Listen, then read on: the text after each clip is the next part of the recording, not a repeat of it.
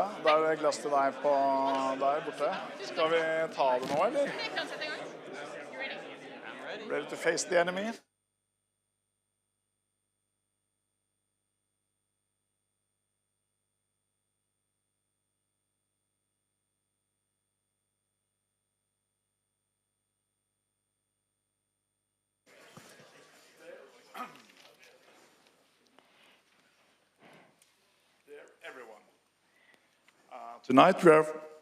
Tonight we are approaching a topic that are somewhat new to us at the Fritur Foundation. And we are overwhelmed to see the interest, to see so many of you. So a warm welcome to everyone. My name is Joachim. I'm a project leader here at the Fritur Foundation. And we started out, we had a project a few years ago where we did events on computer games. And we started out, how can we do something another round? And started out by discussing coverage and review of computer games. Then recently we ran into Jacob Keller, and the topic evolved and became broader. Not only why and how should we discuss computer games, but also a look at a fresh and new forms of cultural journalism. And we are very happy that Jacob Keller could make it all the way from the US, coming here today, very good, and present your work, Jacob. So that's a very good starting point for the things that we are doing on computer games now. We are also very pleased that you are here, Frida Danmo. You will host us through the event here. You're an expert on engineering. You're an expert on computer games. Good luck. The floor is yours. Thank you so much.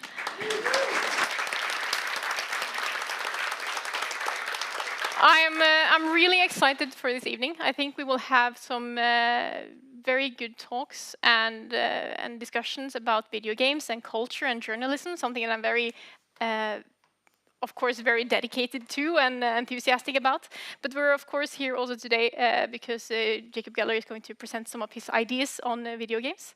So just to give you some information about the day, first, he's going to talk a little bit about video games. Then Asbjørn Slettemark will have some comments afterwards.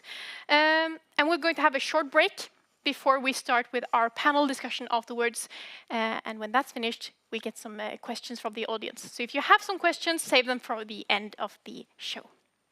So without any further ado, I want to introduce Jacob Keller, who's a world-famous video essayist. For me, one of the best within video games essays on the internet. He told me he looks at himself as a writer, most foremost. So the stage is yours. Jacob Keller. Thank you so much. Hello, everyone. Hi, Oslo. Thank you all so much for coming and seeing me. I'm so excited to be here. I left the United States yesterday afternoon. I got in this morning. I have no idea what time it is. Oh, thank you all for being generous with me.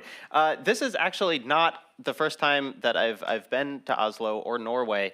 I was here 8 years ago on a family trip where my sister graduated high school, and we decided we would go on a trip of Scandinavia. And I bring this up because you have seen a picture of this trip before. So if you've ever seen my profile picture on YouTube, which is me standing in a jacket going like, that was taken in the Narøyfjord that was 300 kilometers northwest of here. So you have seen me in Norway before.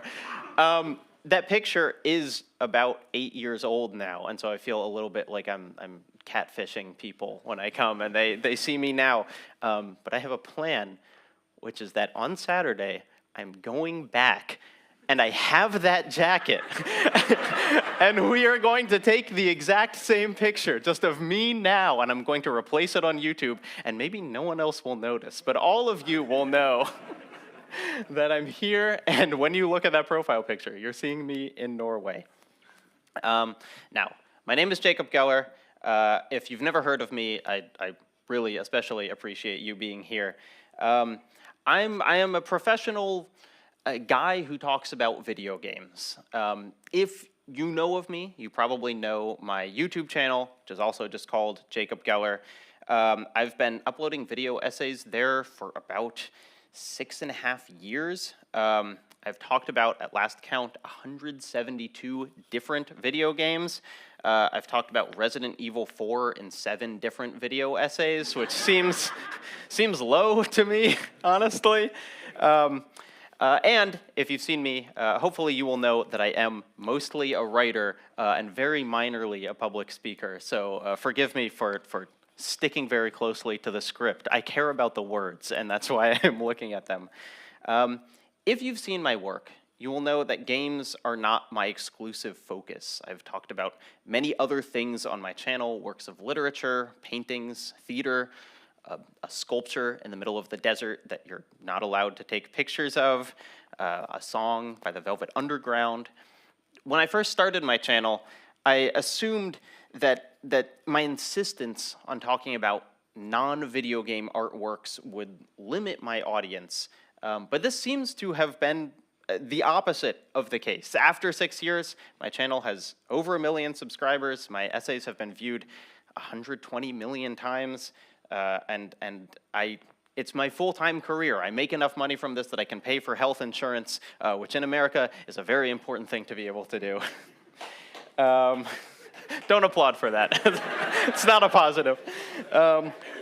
But I want to say that the career that I have now, it didn't come out of nowhere. It's the result of many years of me attempting to be a guy who talks about video games. Before I started my channel, I interned at the video game magazine Game Informer, rest in peace. Before that, I wrote free blogs for a wonderful site and podcast called Cane and Rinse. And before that, I made a YouTube series on all of the things that I had been building in Minecraft. It's called Minecraft Epic Builds, and they are unlisted on YouTube now. But before any of that, before even the Minecraft, I was already making declarations about games. When I was 12, I started experimenting with iMovie on my family's computer. I made rudimentary videos on topics like the best music in video games, or why I should be allowed to have a PlayStation 3. And I never uploaded these videos anywhere. I just watched them over and over and then showed them to my parents. And in retrospect, the most fascinating thing about these videos wasn't their contents, but the sign-off, because I concluded every video very dramatically with giant words filling the screen that said, "Games are art." And this is an unusual phrase for a 12-year-old to fixate on, I think. Games are art, not games are fun or cool or even games are educational.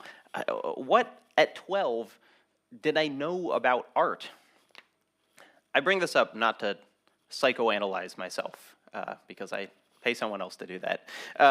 But I think my pre-adolescent fixation on this idea of games and art mirrors a lot of the conversations that we've had and are still having about the place of games in culture. Games are art. We in the industry find ourselves insisting over and over again. Okay, great.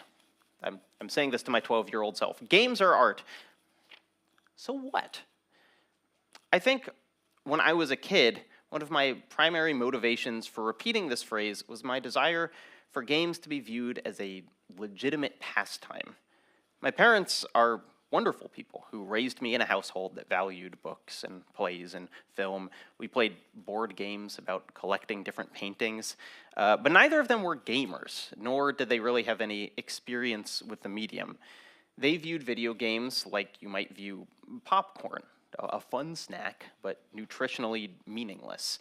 And I argued that this was untrue, that video games, just like books or movies or plays, had a depth of intentionality and meaning that made them valuable. I argued that they had just as much to offer. What I didn't realize at the time was how similar my argument was to a larger conversation that had been happening for years. For basically the entire history of the medium, many have argued that video games are frivolous entertainment for children, and others have taken it upon themselves to prove this statement false. It's easy to think that deep readings of video games are a relatively modern phenomenon. Maybe games were silly entertainment for children, but that all changed with the release of Shadow of the Colossus, or Final Fantasy VI, or The Last of Us. This is not the case. For basically as long as video games have been around, writers have insisted on trying to understand their artistic meaning. For instance, more than 40 years ago, a man named David Sudnow wrote a book called Pilgrim in the Micro World, and that was a book based entirely around analyzing one game, Breakout, for the Atari 2600. You know, the game where you bounce the ball against the bricks? It was that. It's an entire book. It's kind of incredible. And as the years went on, more writers would dedicate more words to the idea that games were rich enough texts to merit deep artistic analysis. I've spoken before about one of my favorite examples, a 115-page essay on GameFAQs.com analyzing the game Eco by the writer Peter Elliott. Reading his analysis was revelatory for me. It helped me understand the possibilities of game criticism. When I first argued to my parents that video games were art in the year 2006, I had no idea that there was already so much literature about the same topic. But I have to admit, I also had ulterior motives in arguing how meaningful video games were. Simply put, I wanted my parents to let me play more of them.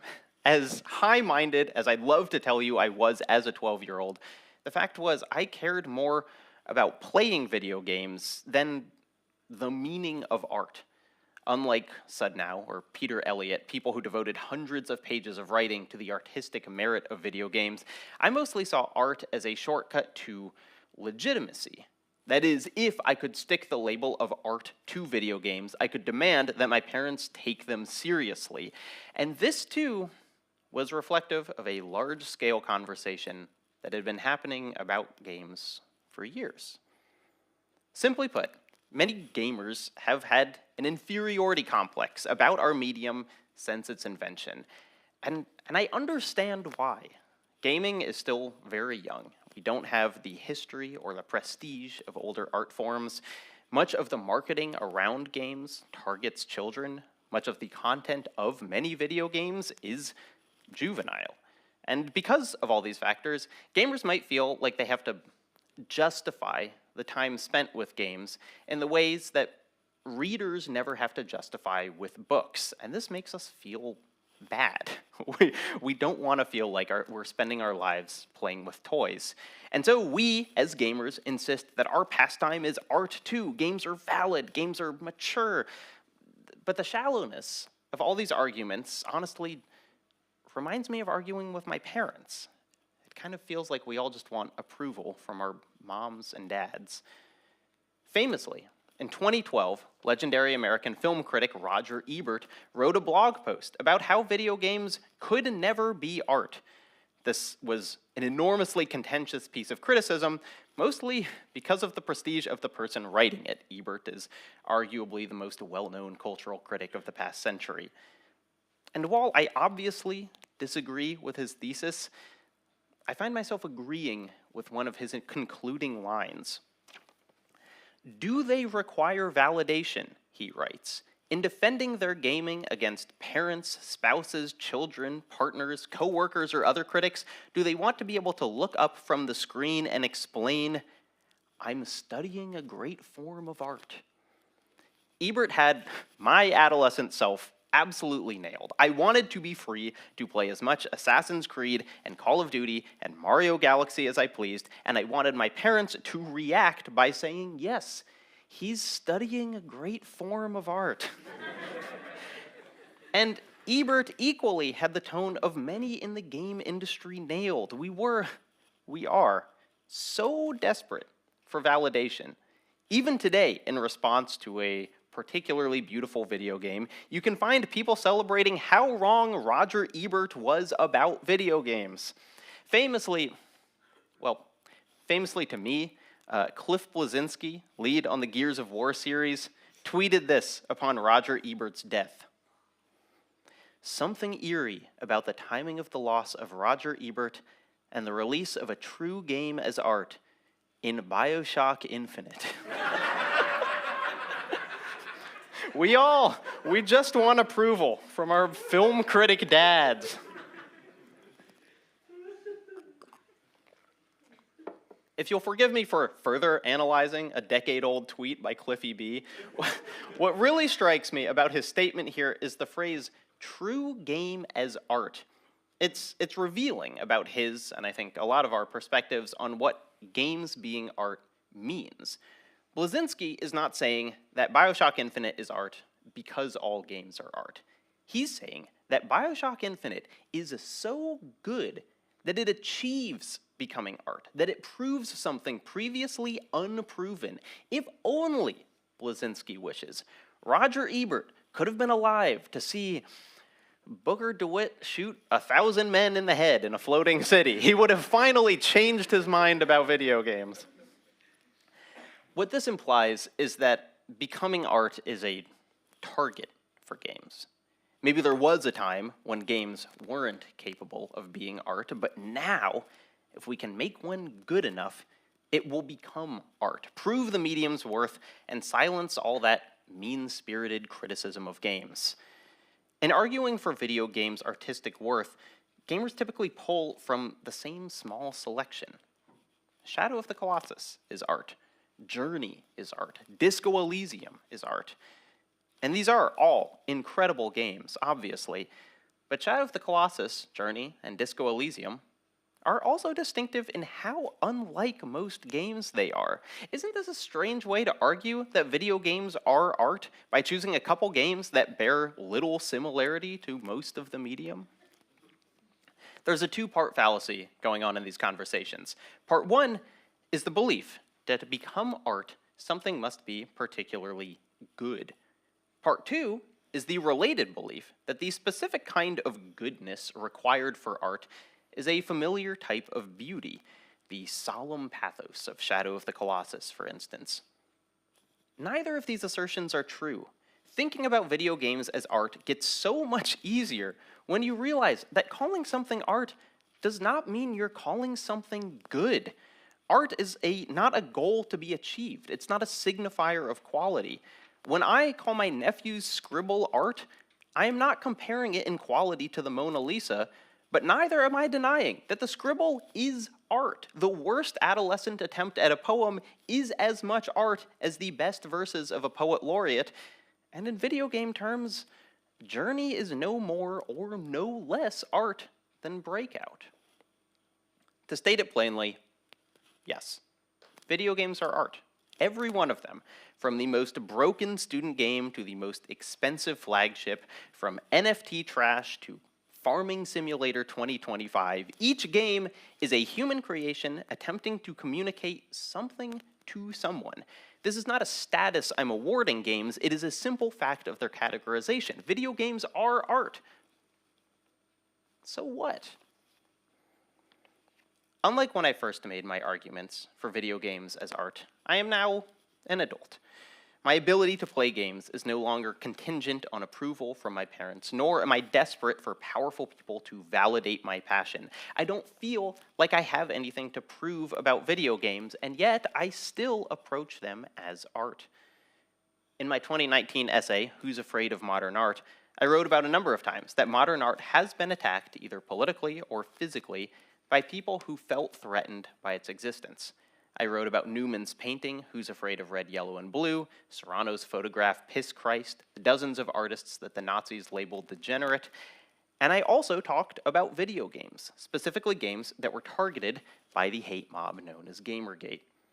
My purpose for including games in this essay was to demonstrate that the long-running culture war against non-traditional expressions of art used the same attack tactics irrespective of year or medium. But in that essay, I also wanted to explain the power these pieces of art could have if you let yourself engage with them. I wanted to communicate how I experienced these games as emotional objects, and in writing that script, I intentionally used the same language to describe playing the game Depression Quest as I used to describe standing in front of a massive Rothko painting. I did not do this to equate the quality of these two pieces of art, but my strategies in trying to understand them. Despite their obvious differences in style and design, I could open myself up to them in the same way. I think a problem people who talk about games sometimes have is we assume games are so unique, so new, we have to find entirely new ways to speak about them. And it's true, games present unique challenges for discussion. Movies don't typically have a final boss that can prevent you from seeing the credits. But for all of written history, we have examples of people trying to capture their experience with art in words, and games are just the newest medium to face this same challenge. I've said before, and I will say again, my biggest piece of advice, if you want to write about games, is to read writing that is not about games. Read book reviews, academic journals, historical reflections. You will find the more widely you read, the more games fall in line with the existing history of art. This is the way I use games in my essays, not as a shocking new piece of entertainment that emerged from nowhere, but a medium that is inextricably linked to its historical context. A few years ago, I played a fascinating game called Season, A Letter to the Future. It was a game about capturing the end of the world in photographs. And in writing about the game Season, I found myself turning to other media about the end of the world. Neville Shute's novel On the Beach, Andreas Malm's How to Blow Up a Pipeline. Because while literally controlling the game may have felt different than reading one of these books, gameplay's mechanics are just a different path to the same goal of expressing a theme.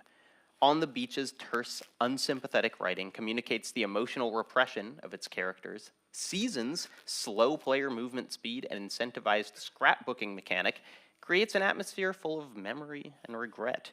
While the methods these pieces of art may use to achieve their themes are different, the goal of communicating the feeling of the end of the world hasn't changed. When you stop viewing games as a totally unique phenomenon, connections like this become obvious. I don't view my comparisons between mediums as a challenge. In fact, I would feel extremely limited if I only had to talk about video games.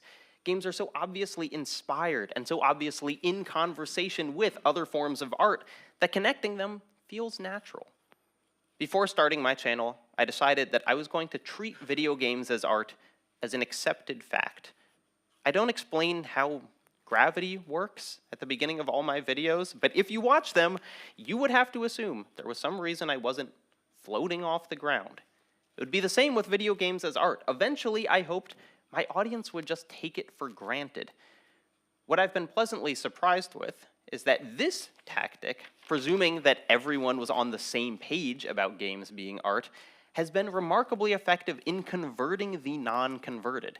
I can't tell you how many people, generally older adults, have told me that seeing the comparisons I've drawn between games and other forms of art has been eye-opening for them. I finally found a way to convince people that games are art, and all it took was presuming that it had been true all along.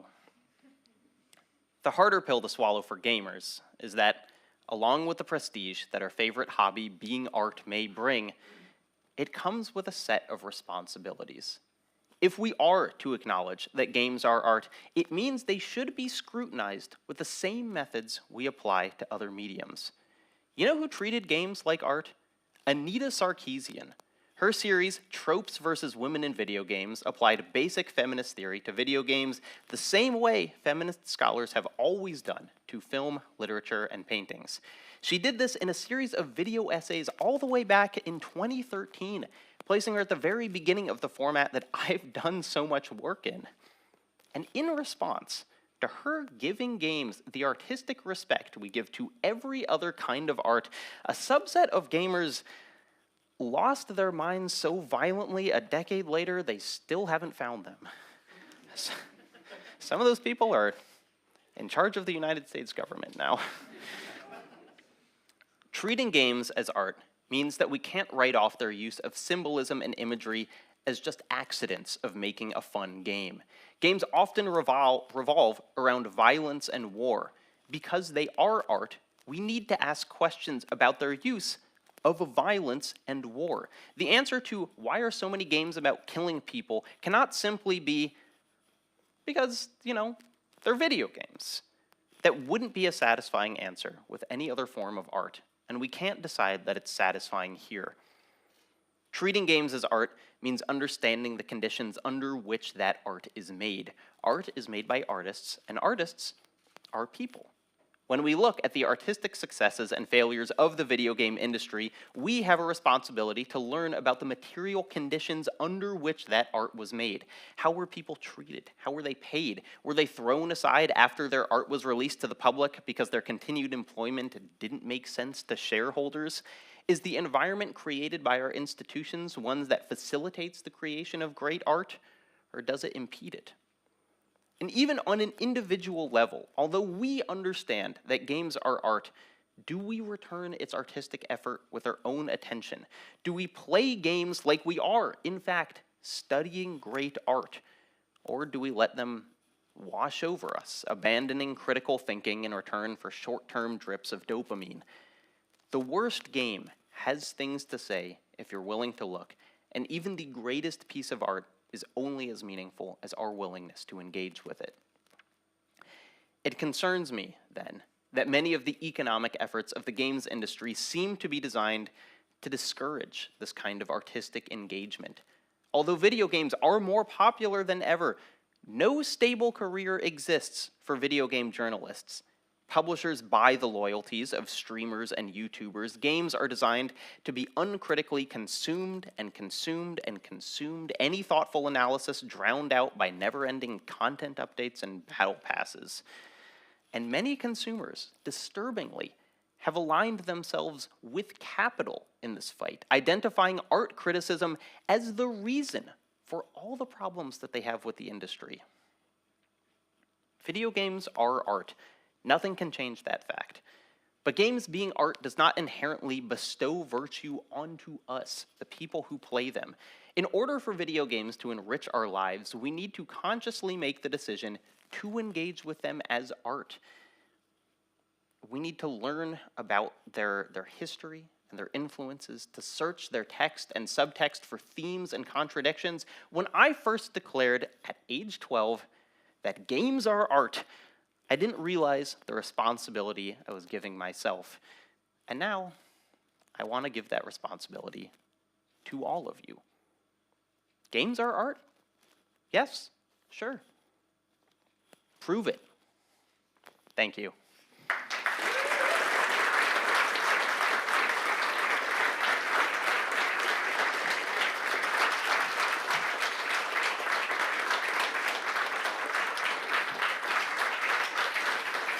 Thank you so much for a very interesting talk. I've also been on the side of talking about how video games are art without necessarily thinking about how much that actually entails. Right. I want to ask you, because recently I heard someone say that we've forgotten to talk about how games are fun. And I know we kind of sometimes talk about games being art, and then there's games that are it's just entertainment. We kind of separate those kind of things. I think it goes back to what I spoke about, of us having a very particular vision of what art is. That is, art is Shadow of the Colossus. Art is a very solemn game where you experience sadness and regret and whatever. And we know that being fun is also an art in itself, and we have all played games that succeed wildly at being fun and games that fail at being fun, and you can understand in that success and failure that there is an artistry to making something fun.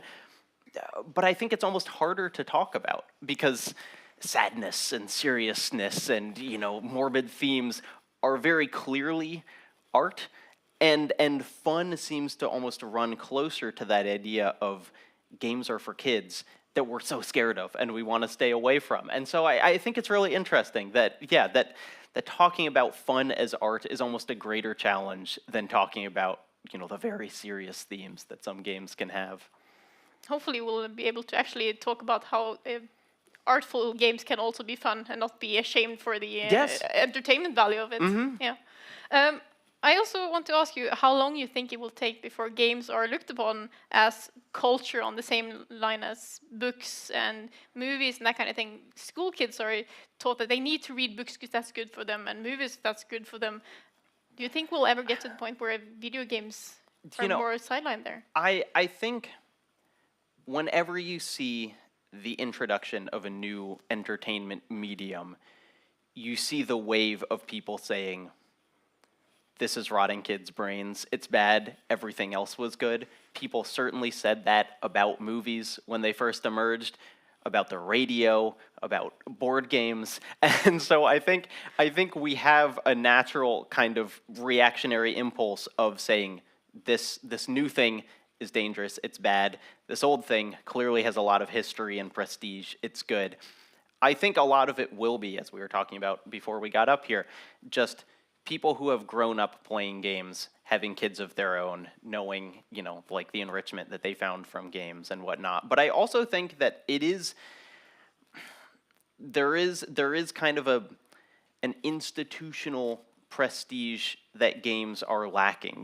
That we know that there are art museums where you can go see paintings, and there are even film museums, and there are film festivals, and all of that. And games. And this is kind of where I don't know who to blame. The equivalent of a film festival for video games is a press conference where you watch 30 ads in a row. And I don't think we're doing ourselves any favors by making that kind of our highest point of cultural visibility. And so I think a lot of it is just aging into something that's been known for a long time. But I also think that we need to figure out how to make public these sorts of deep analytical conversations we're having about games, because right now all you kind of see is the selling of them, which is not particularly conducive to talking about them as art.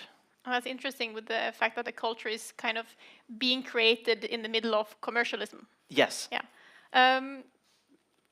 I realized that we talked a little bit about it before we came up here, the fact that we're not very good at taking care of preserving games. Yeah. And now, since you've talked about art museums and everything, we've been quite good at keeping paintings for hundreds of years. How would video games end up in that scale? It's a real challenge, and I think it's fascinating to hear video game historians talk about them, because on one hand there is just the physical requirements of it, that if you have an NES to play cartridges on, that just breaks down over time. That keeping the machine working is challenging, and then you can save a ROM of that game, maybe, if it's legal, which video game publishers are often very against. But even then, when you play that game on an emulator with a controller other than what it was designed for, that is also experiencing something different than the game as it came out. We are not seeing paintings with the same eyes that people saw at the time, where we all kind of have the benefit of historical looking back. But with games, it's particularly difficult, especially when literally the way that TVs look has changed. And so you can't see what something looked like on a CRT unless you're playing it there. My friend and colleague Kelsey Lewin, who's done a lot of work with video game history, has talked about how, yes, you could preserve every patch of World of Warcraft, and you could go back to kind of an empty world and see, okay, what do the skills look like here? But she said, the famous viral video Leroy Jenkins teaches us more about what World of Warcraft was at that time than actually going back and playing it. And so I think a lot of the kind of, we don't think of it as such, but Let's Plays and podcast conversations and other ways of talking about video games in their specific moment is also really important to kind of preserve how people reacted to them at the time. And it is this this conversation that's important, not just the game in isolation. Yeah. I also wanted to talk to you about a topic that comes up in your videos, not just video games being art, but a lot of your videos are based on fear. So what is it about fear and the representation of fear in fiction and media that is so fascinating to you? I mean, I think it is. I love talking about fear, because a lot of what I'm doing with any talking about art is kind of, identifying that the art creates a feeling and then working backward to figure out why. You know, that this game makes me feel nostalgic. Why is that? This and this and this. And fear is an emotion that we feel so immediately with so little introspection. You know, like you don't look at something and think through all the reasons that it's scary and decide that you're afraid. It just happens immediately. And so for me, it's just such an interesting experience to kind of break apart the concept of fear in that way. I've talked a lot about some of my favorite horror works are works where if you describe them out loud, they don't sound scary, but experiencing them, it just is, you know, and identifying like, okay, what are they doing with tone and pacing and context and whatever to create that when none of this sounds like it should be activating, you know, my like deep-seated emotional response. I work with video games and or video in general, and my medium is video. So of course your work is inspiring to me. So my question to you is, what is your sources of inspiration? What inspires you in your work?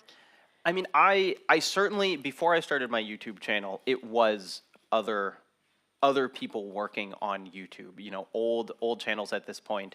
But Noah Caldwell-Gervais, many people here probably know, Innuendo Studios, you know, Errant Signal were all people that I looked up to.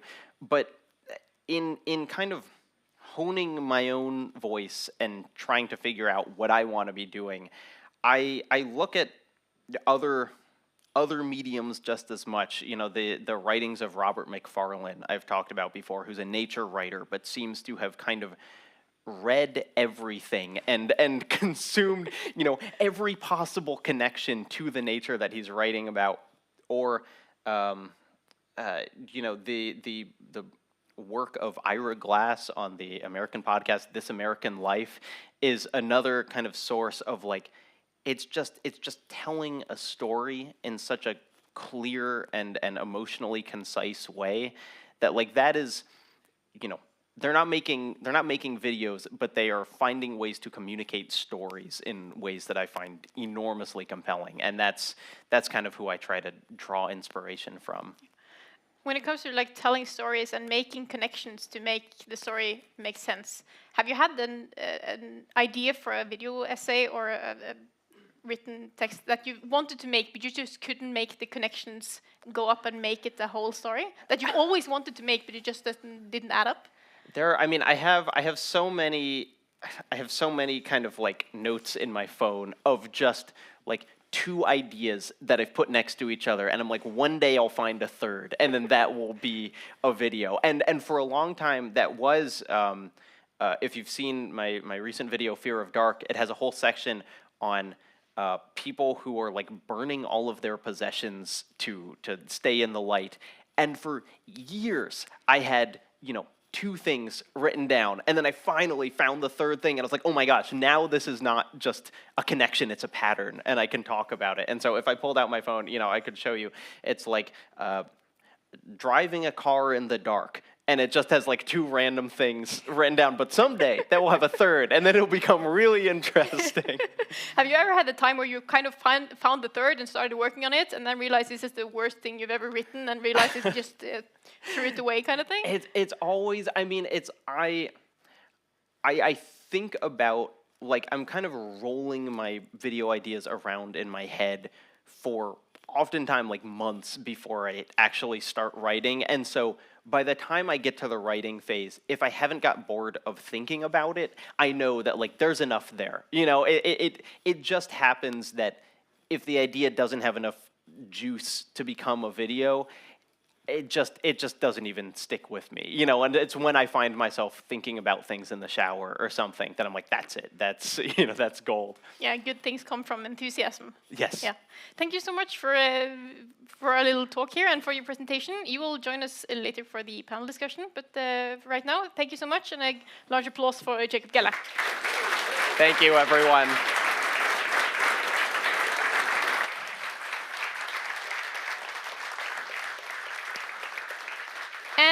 now, to kind of round off this first section, we have Asbjørn Slettemark, who's a Norwegian reviewer and culture journalist, who's going to give us some thoughts on both Jacob Geller's work and like cultural journalism in broad strokes.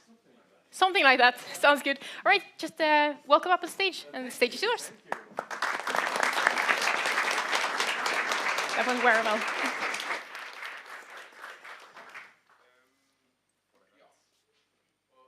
Is this a microphone? Yes. Yeah. Should I use this one? Yeah. It looks like the future of microphones. Is this okay? Can you hear me in the back? Thank you so much, Jacob, for this amazing insight into both your work and other people's work. I was really happy that you mentioned Robert McFarlane at the end there. For me, it's one of those writers that just like transcends. I mean, like, I think he writes mostly about nature. He wrote this amazing book called Mountains of the Mind or something, which is like a classic among people who climb mountains. But I discovered him because he wrote all the texts for a disposable newspaper that came with a Radiohead album. I think it was the King of Limbs album.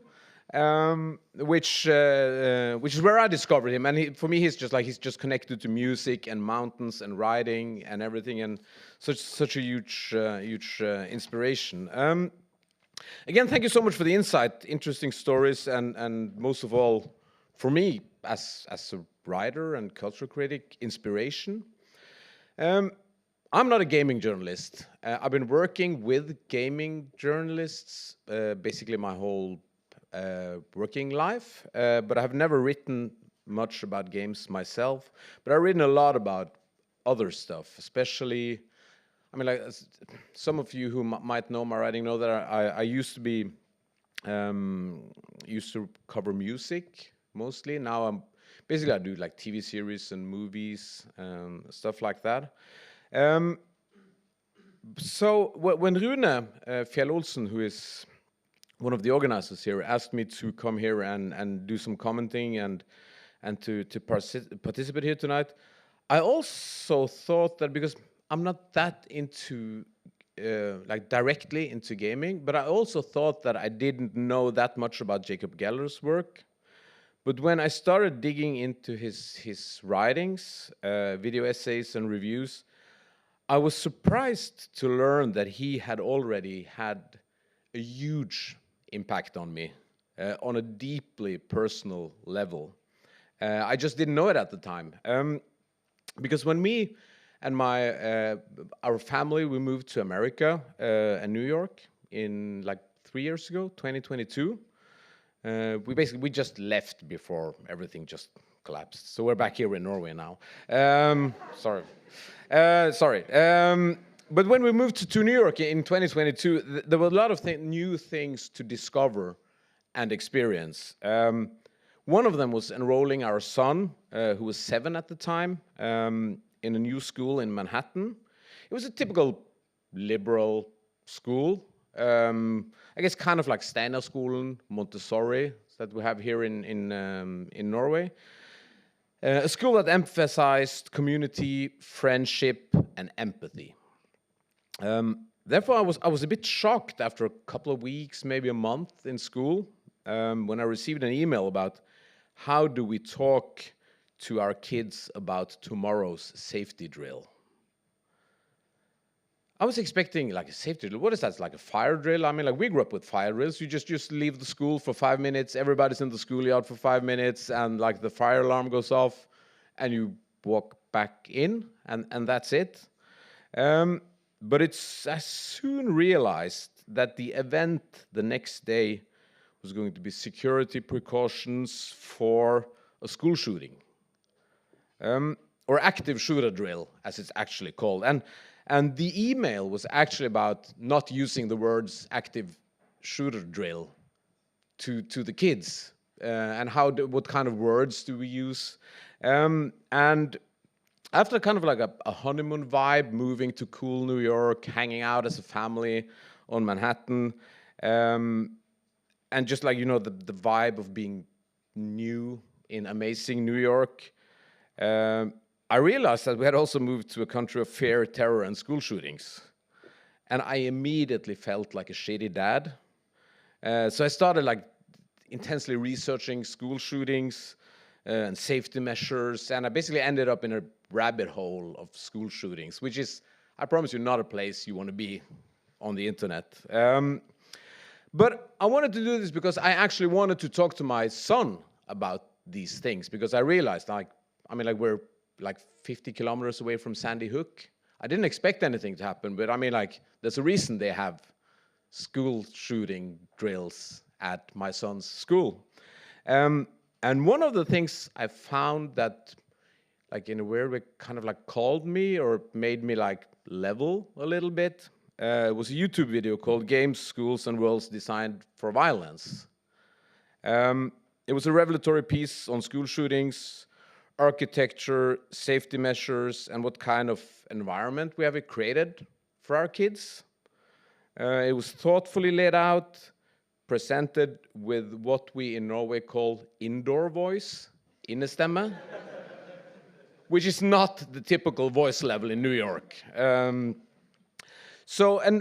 Most important of all, it actually calmed my nerves. It made me talk rationally to my son, Oscar, about what he was going through the next day. Even though when I talked to him, I said, like, you know what you're going to do tomorrow? Yeah, we're having the safety drill. Yeah, and you know what it's about. Yeah, well, what is it about that? You know, it's like if anything like dangerous happens. Oh, you mean if it's like if a killer comes, right? Says my son. I was like, yeah, that's right. Anyway, I rewatched the video a couple of days ago, and it is still as powerful, even though we moved back to Norway. I think it's one of your most viewed video essays on YouTube. Could that be correct? Like 5 years old or something? Yeah. But it's still as powerful. And then when I was preparing for this evening here, I realized that, oh my God, this critic, video essayist, whatever writer you want to call him, had already had such a deep impact on me on such a personal level. And my point here is that even though this video essay it's not a review, it is a great example of how the video essay can have an effective, like, an impact, and can like say something really deep and meaningful about the society that we live in, and also like kind of like level a crazy nervous dad like myself. And the most interesting thing here, I think, today is, for me personally, it's how your video essays and reviews kind of sets a tone for the future of the culture critic, which is kind of what I do for a living. We're probably going to discuss this deeply in the next session, but there are some huge things happening with how cultural criticism is changing, I think. I always think that what I write is not art, but I definitely write about art. I guess kind of like maybe like you said, it's art. Of course it's art. No matter if it's like a series I recently reviewed, the Prime series version of the Fallout games, the new revamping of The Jackal, the Japanese drama Asura, or whatever I choose to write about from week to week. I consider it art, and I definitely treat it like art. But that doesn't mean that I can't answer the question, the simplest and most basic question my readers always ask me and themselves. Should I watch it? Is it good?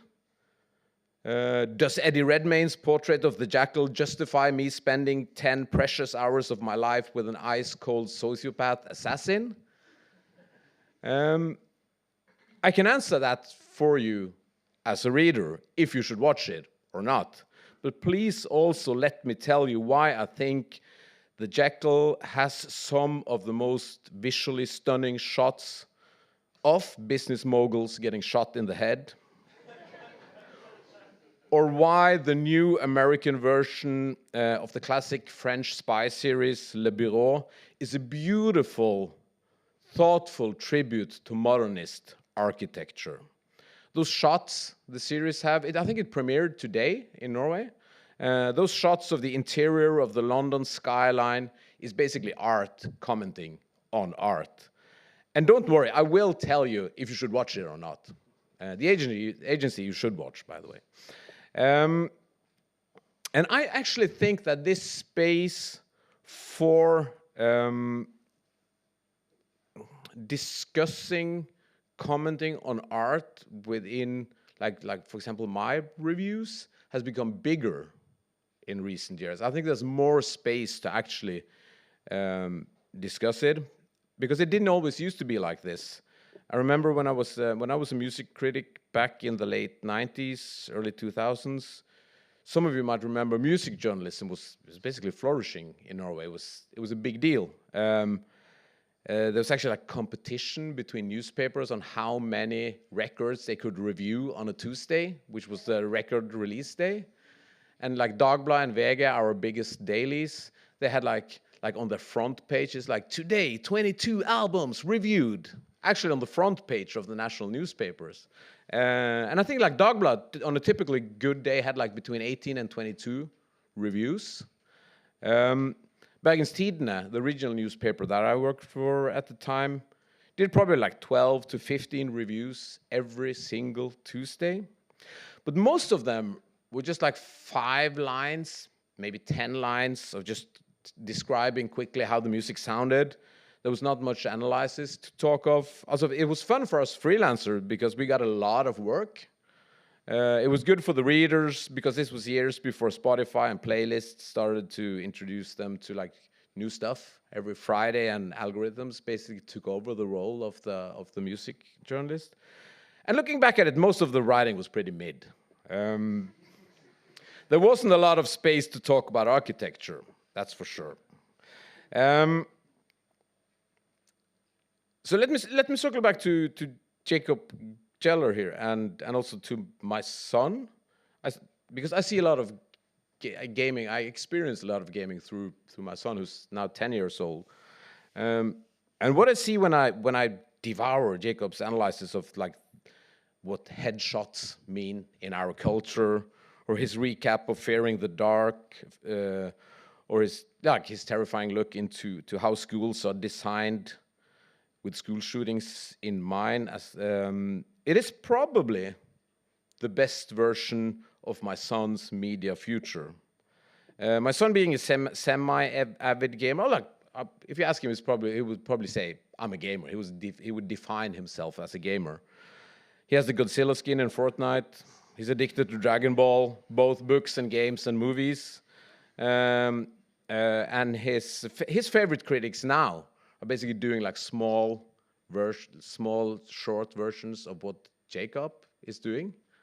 But I've been striving to get him and basically his generation to get used to the long form. It being like novels as well as comic books and anime, or manga. I take him to watch movies in the theater, as well as 4-minute Skibidi episodes.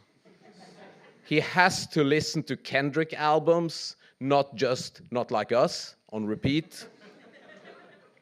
And he has to watch video essays as well as crazy YouTube shorts, because that's how I actually look at Jacob Jeller's work. It's kind of like the novels of culture criticism, and that won't go away. It will be deeply loved. It will be an important part of my work's future, I think. And I find it extremely satisfying, I have to say that, extremely satisfying to see his enormous success as a critic. I find it inspiring to hear him talk about how he views games and arts and how he seems to have like a constant internal discussion with himself or his 12-year-old self. I talk a lot with my 12-year-old self as well. We still discuss if Iron Maiden or Slayer is the best band in the world. I personally think that this, and obviously just looking at all the people here today, I'm a positive guy, so I think it points directly into the future of culture criticism and analysis. And to give the definite answer to is it art, there is a computer game museum in Berlin, Computerspiel Museum. So gaming is definitely in the museums as well. Does that make you feel old? I'm so much looking forward to. I have tons of other things to discuss here, but I think we're gonna probably find out how this is the future of gaming reviews, culture criticisms, after a short break, I think. Is it art? Yes. Thank you so much.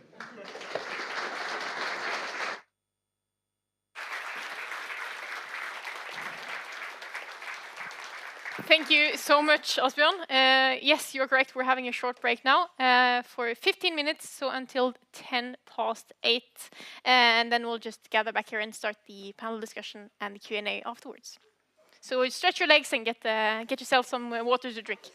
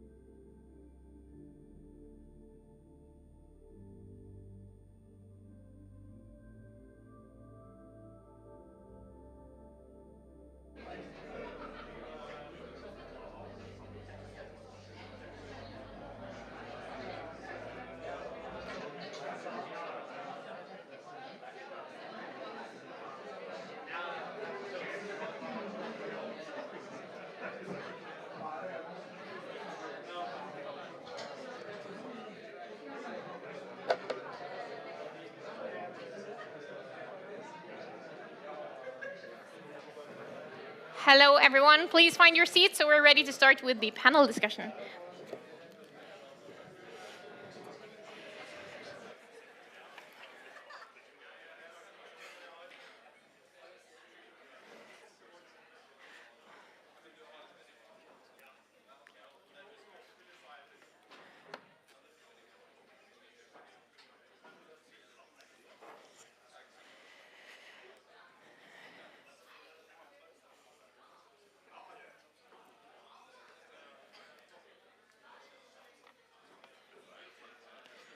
I think I'll just start the introduction and people can join in as soon as possible. We're now ready for the panel discussion. I think we're almost everyone that we need for the panel at least. Hopefully. Of course. There are so many interesting people here. I fully understand. Yes, but we're 50% of the panel attendees are here, so we just need the rest of the other 50%.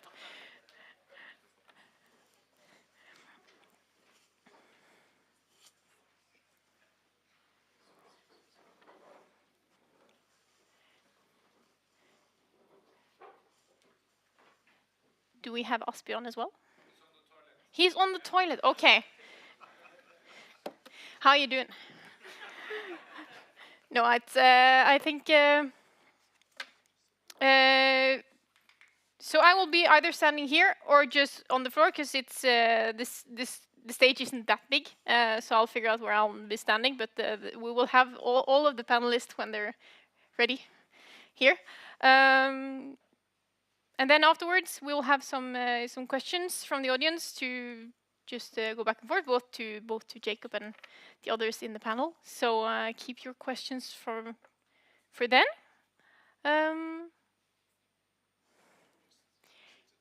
I think we should just get started. So if I can just get the other panelists on stage, and then Asbjørn will feel really embarrassed when he suddenly runs into the room here. So wait, do I might not need a mic. You have two, yeah. So just to give a short introduction again, we have Jacob Geller and Asbjørn Slettmark from earlier. We also have Elise Dyvig, which is she's a cultural journalist at Morgenbladet.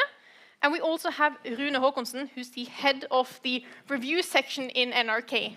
So we have quite a wide variety of experiences here, and I'm very excited to talk a little bit about cultural journalism, cultural critics, and also video games in the big part of this.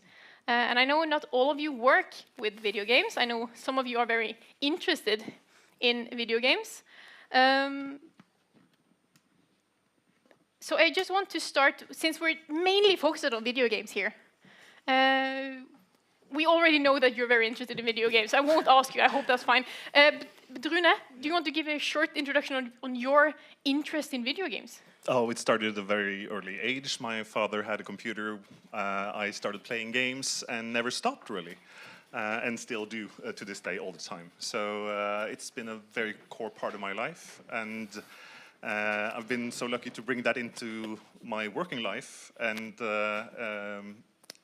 it's not that easy always to get that kind of respect or a breakthrough for those kinds of interests and feelings and enthusiasm when all the bosses are old people. I know we talked a bit about it earlier, Asbjørn, that you haven't played video games in 20 years, but you now get some through your son. I actually started playing. Rune recommended that. Started playing It Takes Two. Great game. Which we started playing now, which has been great fun, great bonding. That's good to hear. Yeah, bringing the family back together. Perfect. And then, Elisa, I know you haven't played that much video games yourself, but you've kind of been thrown into some video game coverage through your cultural journalism job. Yes, that's correct. So, no, I don't play much myself, but as a culture journalist, I've noticed during these last couple of years how so much of the things I cover, like the movies or theater or just sort of big cultural institutions in Norway, like the Norwegian Film Institute or Nasjonalbiblioteket, they do events on gaming culture. and or sort of elements of computer games seep into those kind of cultural expressions. And as a culture journalist, I should be able to pick them up and look at them and see what they are and be able to describe them. And so then I've realized so that's my sort of way into computer games. I need to understand this to be able to write about it, because it's everywhere at the moment, and I need the language and the tools for doing that. Yeah. Yeah. I know if you go to Morgenbladet's website and you go on culture, you find a lot of different topics, from movies and theater and art and music. But video games aren't there. Why No. aren't you covering video games more as in general? That's- Can I ask you that Yes. such Yes, you a can. pointed question? I think a year ago we sat down because this film Ibelin came out, and then I did a piece then on where are the sort of the gaming culture is everywhere. Why isn't it anywhere in the sort of Norwegian press? And then somebody said, "Oh, we should have like a special issue on gaming," and everybody said, "Oh yes, that's amazing. Yes, great." And then silence, and like, and how do we do that? Who should do it? and then it sort of fell apart, and with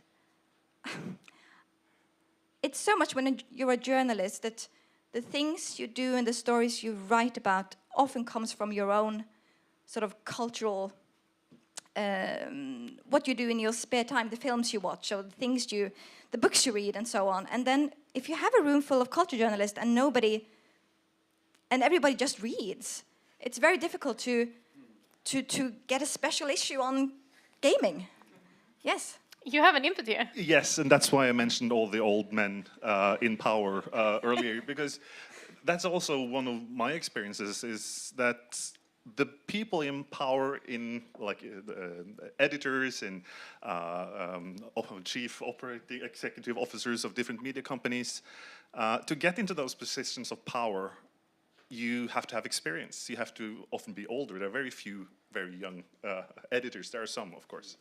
But these are also the people that make the priorities, like, allocates the money, say, okay, we'll do this now.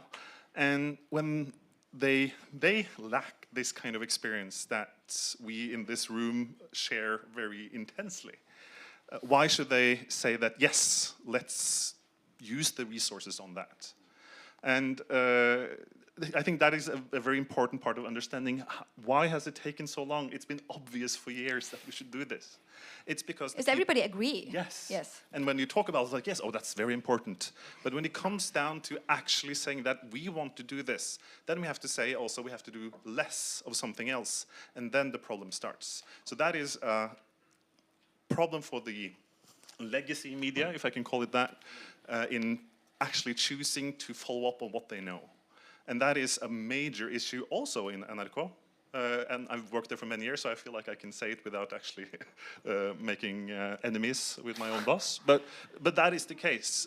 The generational change now, which you also describe, is going to intensify in a way that's going to make the game thoughts about game ideas and culture is going to permeate even more through society as this kind of generational change takes place. And I think it's actually that easy to say that that's why it hasn't happened until now. You have to grow up. When I was 19, I'm 39 now. When I was 19, there was nobody, almost, some of course, but almost nobody aged 39 that cared about games. That is a big difference today from before.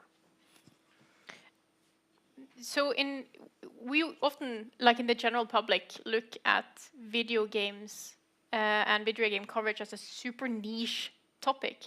And earlier we talked about how so many people around the world play video games, but it's still considered such a niche topic. Do you have any ideas on why? It is kind of baffling how every video game website, like every video game writing website, seems to be folding and laying off people all the time. At the same time that it's like, I know how many people are playing games. It's not, there aren't fewer people gaming. Why can't we sustain a healthy cohort of people who have careers writing about them? And I think a lot of it is is legacy media in many ways falling apart? You know, that like, even, you know, as I referenced, I used to write for Game Informer, and Game Informer was for a long time a magazine where people had 20, 30-year careers, which was unheard of in video game journalism, that you could be in one place for that long. And then with, you know, kind of the downfall of magazines as a written format, but also, you know, their parent company finding them less valuable. And I think, and this is, you know, this is where I kind of have to like lay the blame on us as consumers. It's gamers have a weird and powerful hostility to writing about video games in a way that I you know, has a number of roots in history and context and whatever, but I think publishers are very happy to just replace video game writers, whereas before, you know, you would have someone who would go to an event and write a preview of it, and now the publisher themselves can just do a stream, and you don't need a journalist anymore, and you just get to feed an advertisement right to your potential audience. And so I think it is like all of these things have combined to be like, you know, me growing up, I was like, video game journalists are the most powerful people in the world. They've taught me, you know, about like this art that I now love. But I don't know. There's this kind of, in the shifting media landscape now, we have, you know, we have streamers and we have YouTubers and whatever, and game journalism has not found the slot that it needs to fit into to kind of be as successful as video games writ large are. I really want to follow up on that, because you said something, Asbjørn, about experience a kind of a larger room for criticism today. And it's interesting that before there was a lot of reviews in newspapers 20 years ago, very short ones. And that was also at the time when the Norwegian daily newspapers were actually writing about and reviewing video games. Yeah. And the thing that I've been reflecting a lot about, not just video game journalism or reviews, but in cultural critics at large, is that it's very easy to, and especially for games, to fall into an introvert kind of way of writing. And I have to say, I'm guilty myself of writing very technical reviews. Oh, this is different from last time, and oh wow, it looks very good. This kind of implicit kind, you have to know what I'm talking about before reading the text even. And I think there's, and new games journalism, of course, there's a lot of different movements, but at least in Norway, the room for the extrovert kind of criticism that is able to put different experiences in context of the society around us, as your essays do on YouTube. I think that is a very important part of taking games criticism and also criticism at large out of the kind of specialized fields and opening up for a bigger audience. And that is something that I'm very passionate about. And I'm going to point to my name brother Rune, which also writes for NRK. And you, Rune, you just wrote a review for us about Civilization 7. And before you wrote that, I told you that you have to make sure that you put it in the context of the crazy world around us. It's a game about being a ruler of a nation from start to end. Of course, we have to talk about it in the context of the political climate in this world that we live in. And that is a very much more open way, I think, of approaching. But how do readers react to that? Do they want that? Oh, yeah. Yeah. And one of the, oh yes, luckily, if not, I would be out of a job, of course. Yeah, because I get some emails like, "Oh, stop talking about politics." I mean, I think it's an interesting, it's something that like I've been able to leverage in my position that I don't know if everyone would be able to, because at this point on YouTube, you know, it's like my channel's name is Jacob Geller, and I am Jacob Geller, and everyone knows at this point my viewpoint and what I do. And so I can kind of be like, okay, I'm going to start by talking about this, but I've built enough trust in my audience that they know I'm going to circle back around to something that they're interested in. But I do think that's really hard to do with like an author you don't yet have that faith in, and that is where, you know, it's where kind of outlets used to have that. And so, you know, I'd say I don't know this writer, but I'm familiar with the New Yorker's long form pieces, and they're always good. And so I'm going to read this. But it is like, if you don't already have that faith, I think it is much harder to be like, I'm going to talk about society, and trust me, it's going to get back to a review of Civ 7. You know, it's a hard thing to do. I have to just, you're making my job here extremely easy because you're going through all the questions I have here. It's so fascinating.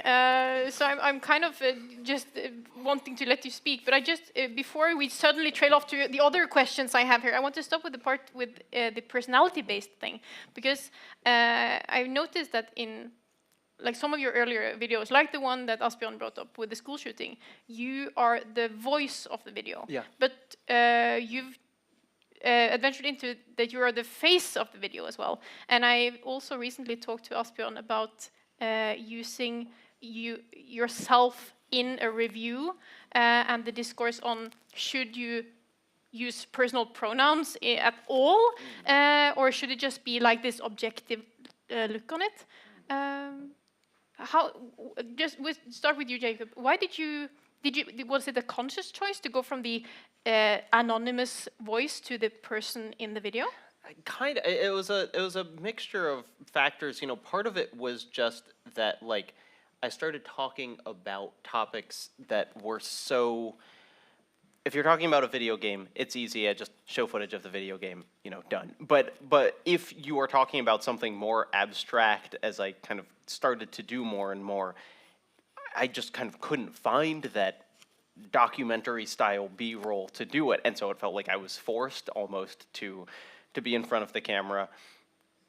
But in doing that, I realized, you know, there is power here.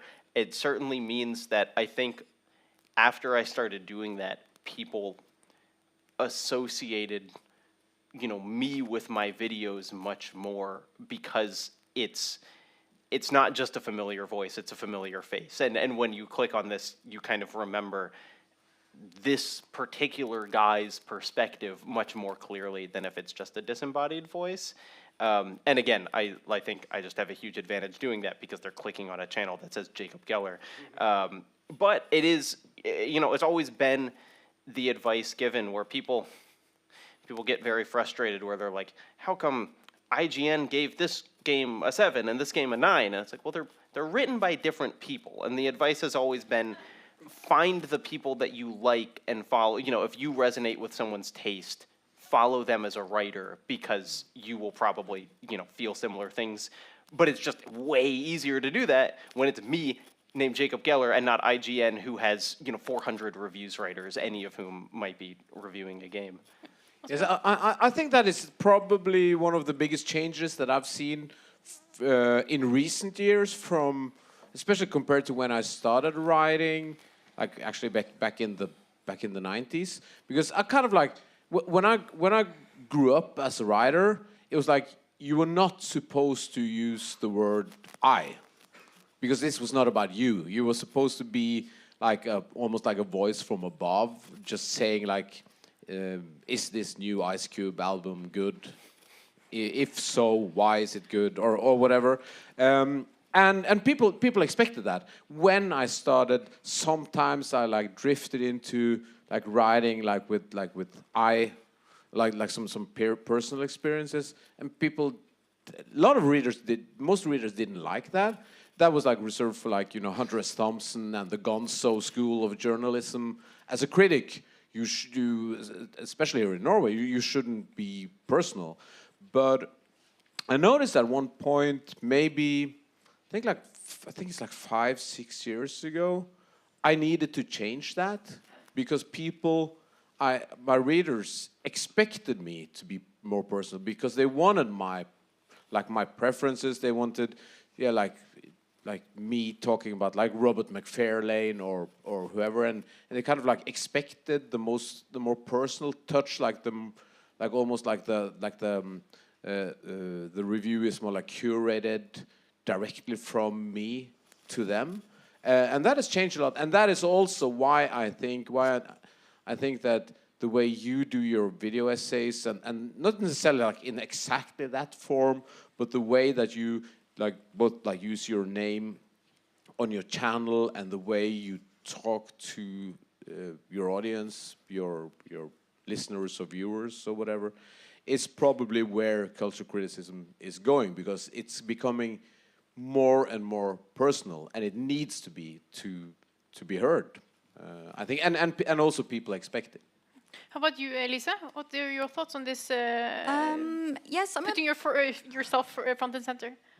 Yes, well, no, I'm not so happy about that idea, and think it should still be possible to insist on an absence of an eye, as much as you'd like to use yourself in the piece. That's fine, but to me there seems to be still a sort of disagreement on, to pick up on your lecture as well, is computer games an art form like just any other art form? Is it a sort of medium like any other medium? Then it shouldn't be a problem beginning with, look at the world today, and here is a computer game that's interesting to think about in this way. You do the same with a book. Now there's a book out. For some reason, it really resonates with what's happening in Sweden at the moment. That you do that all the time. So, but still, because I'm working on this at the moment, I'm trying to find out what works and what doesn't work when it comes to covering gaming culture from, let's say then, legacy medias. It's this idea on content, what works and what doesn't. And in film culture, it's very sort of established that if you like seeing movies, you'd probably also like spending time with a really long essay about a film you'll never watch, but you'd really like to understand more about it. And people who works in media that I've talked to doesn't really know, is there an appetite for those kind of long reads when it comes to computer games?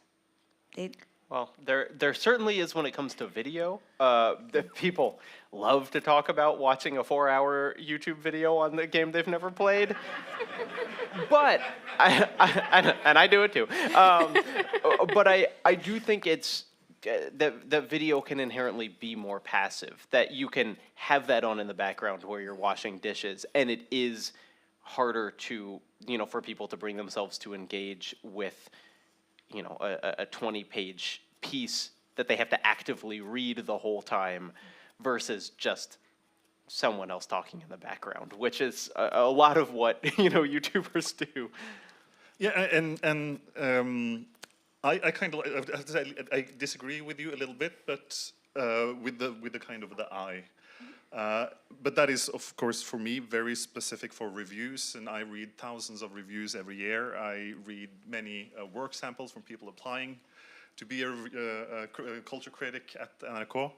And the one thing, and that can be a tip for any aspiring writers here, the one thing that I really, really see missing very often is exactly that personal relation to the subject at hand, using your own experience, managing to write about your own experience in a way that isn't boring, of course. You have to make it more of a universal kind of entry to the subject that you're working with.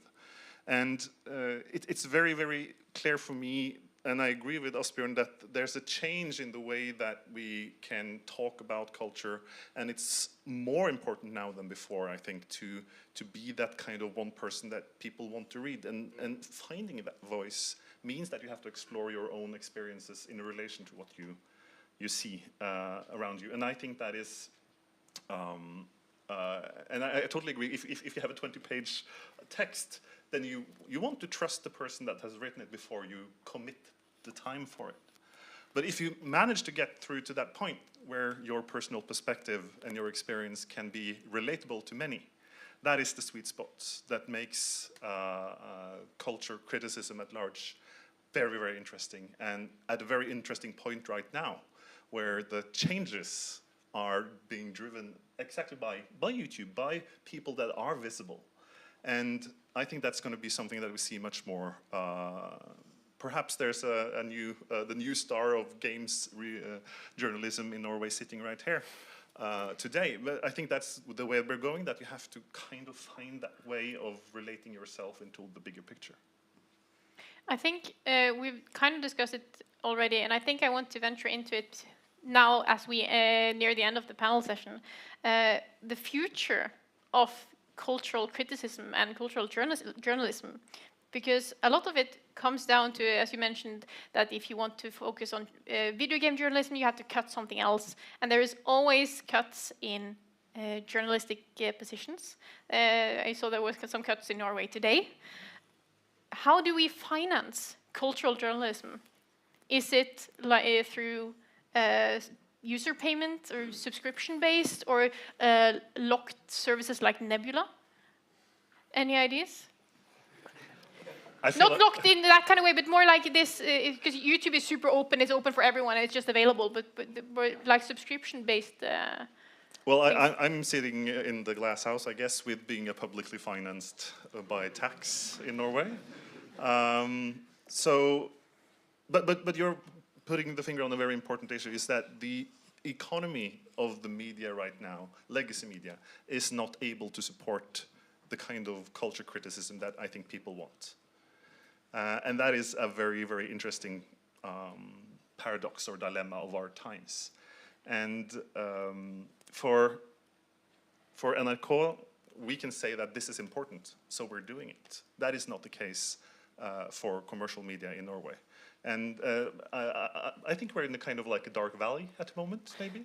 But with all the difficulties that can come from that is also opportunity. So now is the right time to find that voice, or be that kind of writer that wants to break through. Because I think now, more than ever, the possibilities are here. But do legacy media need to look into other ways of talking about it? Maybe it looks like you had something to say before we go. Well, I just think that it can be very difficult, but it also, there is something about sort of creating an appetite for the material and showing that it's out there. And because when I started at the paper I work for, Morgenbladet, they only did sort of very highbrow stuff. And then I said one time, let's do something on comedy. And, oh, we don't write about comedy, please. Well, maybe if you have some spare time, try and do something on comedy. And then I was very lucky, because at the time I wanted to do something on comedy, it's sort of freedom of expression was a thing, and gender in comedy and everything. And suddenly my whole year was filled just with writing about comedy, and I became sort of a comedy journalist. And so there are these sort of spaces for sort of, if you really, yes, it can happen like that, just organically. But I also think that there needs to be, I think at some point some of the editors has to say, look, now we'll stop writing about this for a second and let's do something on gaming culture. And just as sort of, I've noticed when I've been in touch with the Norwegian Film Institute, they are financing a lot of Norwegian games being developed, and they are so desperate for journalists to write about the things they finance, of course. So they try to trick me every time, and they say stuff like, oh, I had no idea there was so much money involved in the gaming industry. I sort of follow the money. And when I say, oh, well, I don't really play that much myself, I'm afraid, oh, but we have a room, you can come, you can play, there's no obstacles. And oh, well, okay. So I think it's, yeah, soon. It's just around the corner in some ways. Yeah. I mean, I think you're really correct in saying that people need to be both kind of like the outlets making the decisions and the audiences need to sometimes be shown what they are interested in. You know, that people aren't necessarily before.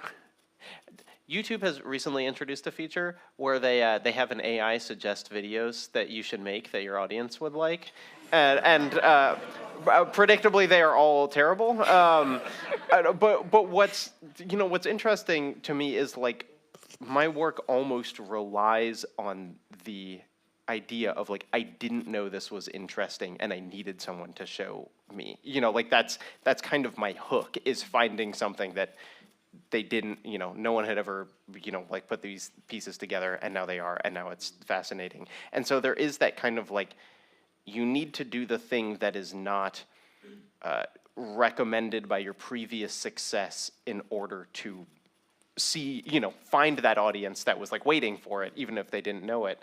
But what I want to say on just this question is like, it's a weird position sitting here being like, I am individually successful, kind of being largely independent, that I am putting things on platforms that I don't own, but like I don't have kind of the oversight and the decisions are all mine.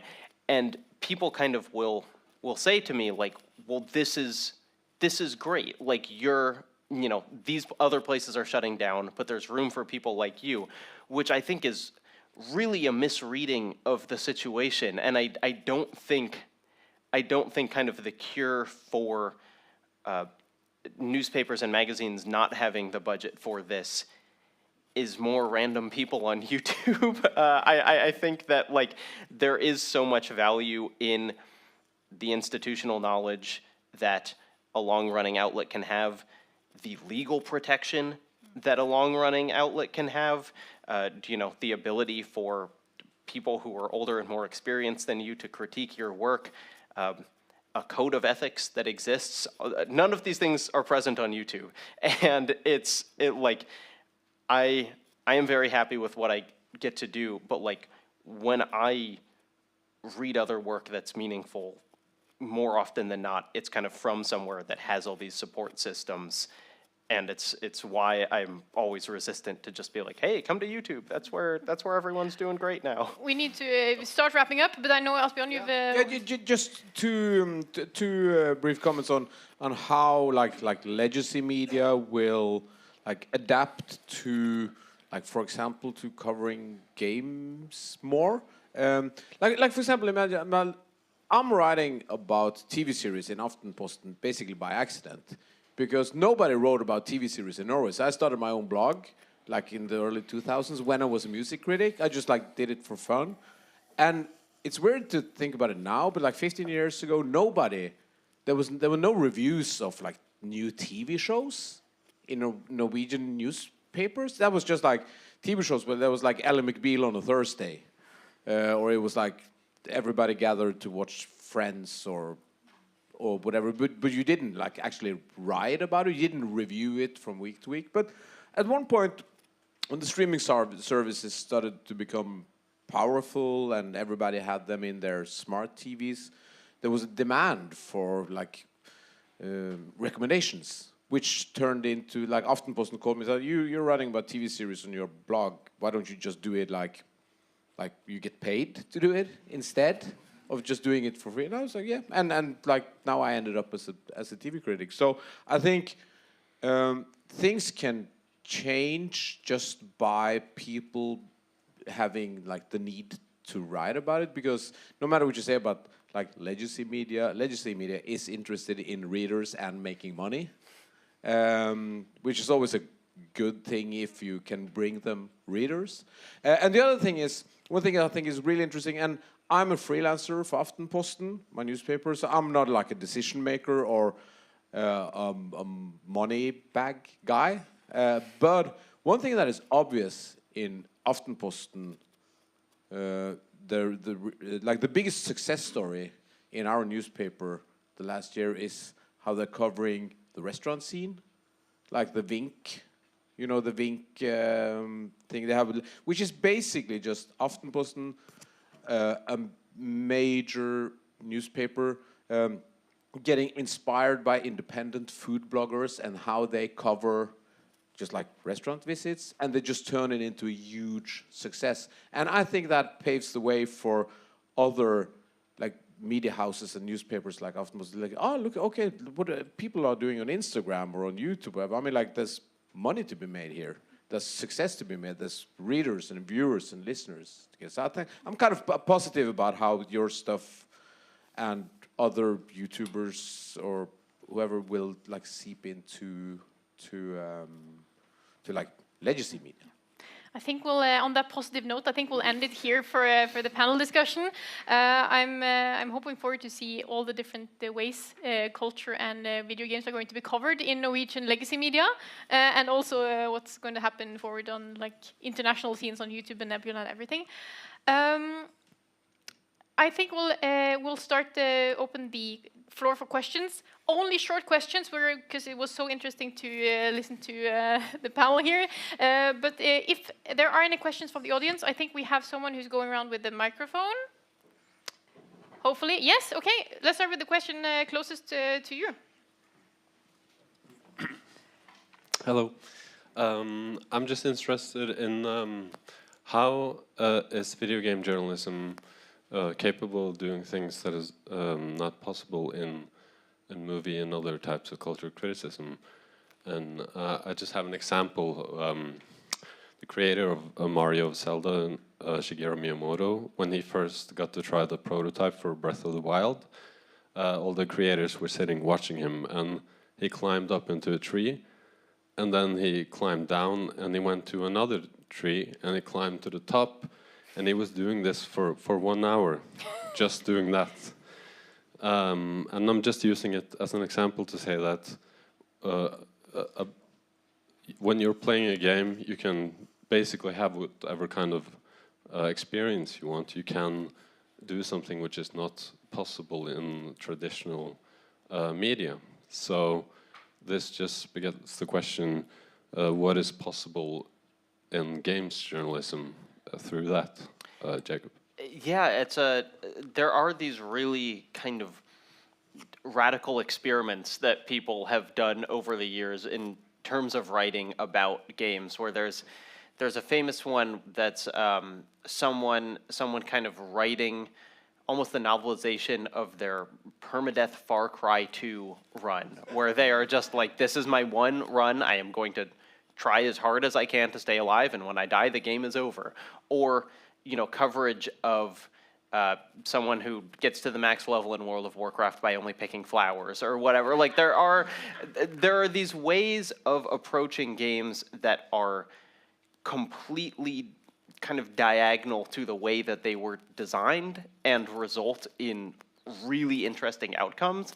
And I don't think that's fully unique to games. I think you can write about other, you know, it's like obviously there are so many experiments in like theater or something, but I do think the whole existence of challenge runs in games is like, let me do this thing in a way that it was never designed to be done. And that's just such a fascinating possibility that is really hard to replicate in something where you are kind of a more passive participant, like a movie or a book or something.